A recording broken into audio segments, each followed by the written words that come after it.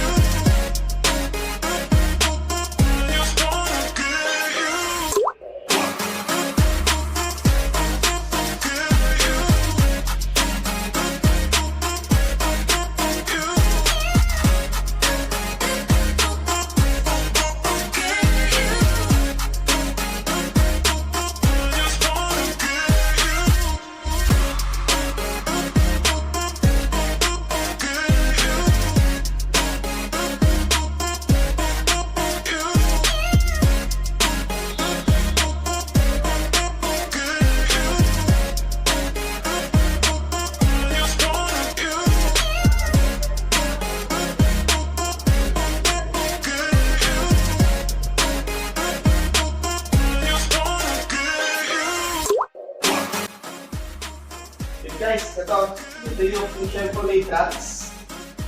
Titingnan natin kung ano yung meron dito. Kasi ito guys yung VRL niya, ito yung park light, ito yung headlight, tsaka fog na. At dito nagigita yung naka-RS torque na siya. Ito yung 1.2 liter. Ito yung fascia, ito yung kasi malayakin butas dito kaya maganda yung pagkano ng hangin. Okay guys, tignan natin yung loob. Mali ako. Yun guys, ito, pasok tayo dito sa loob ng Trax. Bali, ito yung mga control niya sa window. Okay. Yung load maximum. 3/4 off. Tapos dito yung switch niya ng headlight tsaka park light, yung mga yan. Tapos dito is naka powered seat na siya.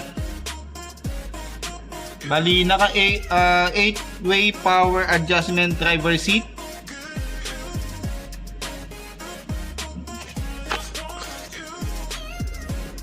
Yun guys, pasok tayo dito sa loob para makita natin. Yun guys, nandito na tayo ngayon sa loob. Dito is naka 8-inch digital cluster display. Yan, nakikita nyo. Yan, sa natin. Yun.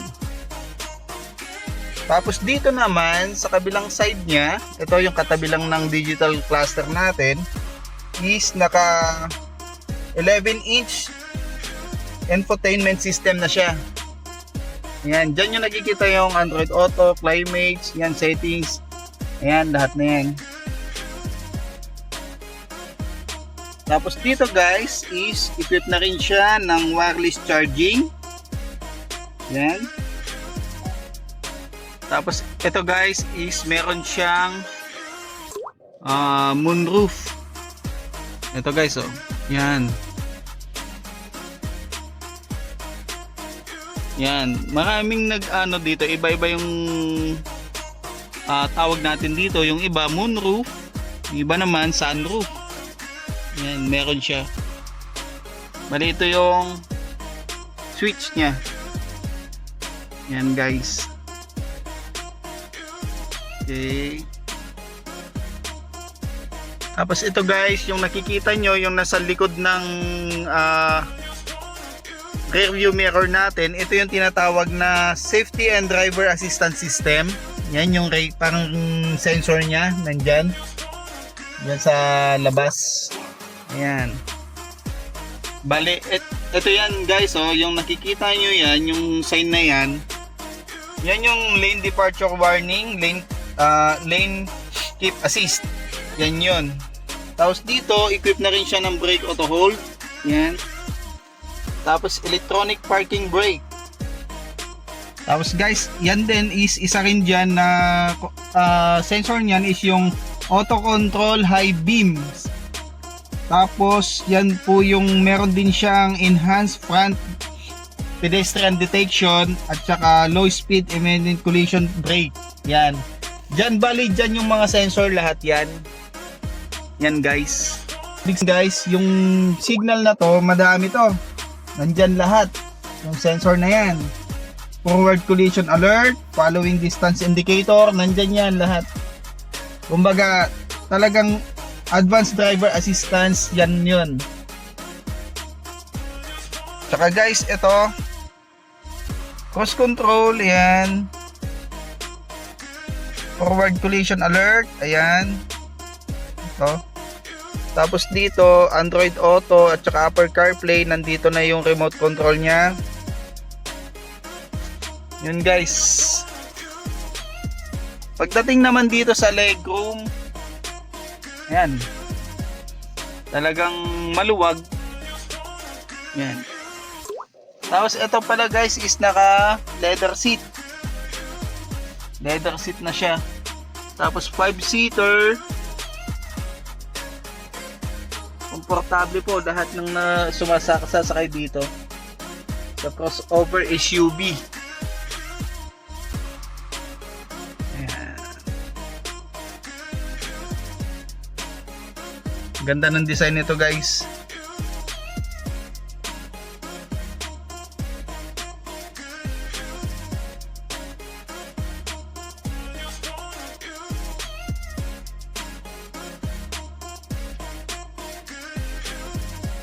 Yun guys, tignan din natin yung tailgate kasi ito tailgate nito is powered din.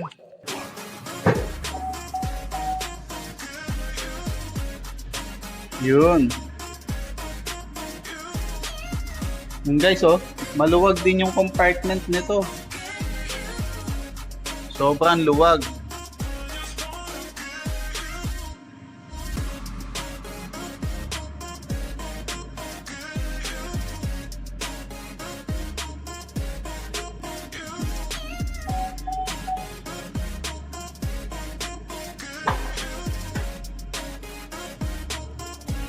Yun guys, check naman natin yung engine niya.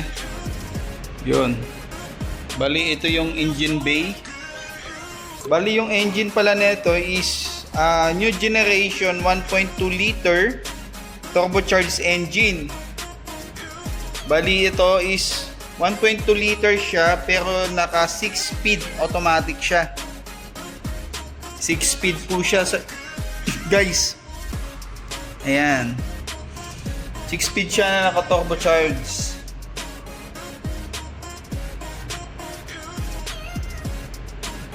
Ayan. Okay guys, ayun yung turbo niya dyan guys. Oh.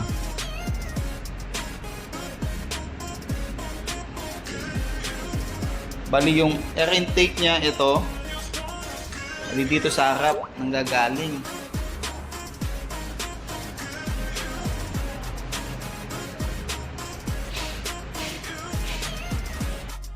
Rim, size ng rim nito ay 17-inch alloy rim.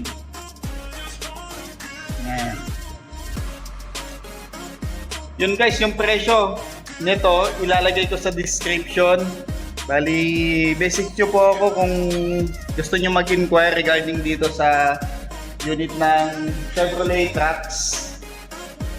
And guys, hanggang dito na lang. Maraming salamat sa mga nanonood sa video natin. Kung nagustuhan nyo yung video natin, please subscribe and share yung video natin. Maraming salamat at mag-ingat po kayong lahat.